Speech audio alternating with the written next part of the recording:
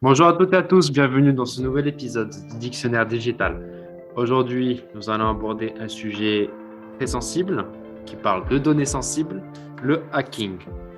Pour en parler, nous recevons Fatine Khaladi, experte en cybersécurité. Merci de me recevoir. Alors Fatine, est-ce que tu peux nous expliquer ce qu'est le hacking? Le hacking, c'est tout simplement chercher à contourner une protection d'un logiciel et à s'introduire dans un système ou un réseau informatique. De nos jours, les médias en cherchent à nous faire comprendre qu'un hacker est forcément une personne malveillante et qu'un hacker va être quelqu'un qui va essayer de pénétrer les systèmes de manière à récupérer des données. Cependant, ce n'est pas réellement la définition du hacker. Dans notre vision, le hacker est toujours, on va dire, quelqu'un de malicieux qui a une mauvaise intention. Selon vous, est-ce qu'il existe différentes catégories de hackers? Il existe plusieurs types de hackers. Il y a tout d'abord white hackers. Leur but va être de pénétrer le système et de manière totalement légale. Leur but va être de faire des tests d'intrusion pour essayer de repérer différentes vulnérabilités sur leur système, pour enfin les corriger et donc avoir un système sécurisé. Ensuite, il y a le grey hacker. Leur but va être de pénétrer les systèmes, mais de manière illégale, mais dans un but bienveillant, afin de prévenir les sociétés des failles de sécurité sur leur système.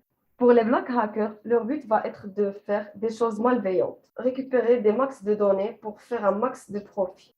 Il existe aussi plusieurs d'autres types de hackers, comme les activistes. Leur but à eux, de faire passer un message politique à travers le hacking. Alors, est-ce qu'il y a différents objectifs au hacking? Vous avez parlé un peu des objectifs des black hackers qui ont comme objectif de s'enrichir au détriment des autres. Est-ce qu'il y a d'autres objectifs au hacking? Oui, on peut aussi parler de l'espionnage industriel qui utilise le hacking parce qu'il y a de nos jours beaucoup de concurrence entre les entreprises. C'est pour cela qu'ils utilisent des méthodes de hacking, de malware, de phishing afin d'obtenir des informations sur le concurrent. Il y a aussi un autre objectif qu'on voit entre les pays. Par exemple, quand il y a une guerre, un gouvernement peut faire appel à des hackers pour attaquer l'autre pays. Par exemple, c'est ce qui s'est passé dans le cas de la guerre entre la Russie et l'Ukraine. Effectivement, c'est un moyen d'affaiblir le pays cible. Très bien, on a vu qu'il y avait plusieurs types de hackers, qu'il y avait plusieurs types d'objectifs au hacking. Maintenant, comment peut-on se protéger des hackers?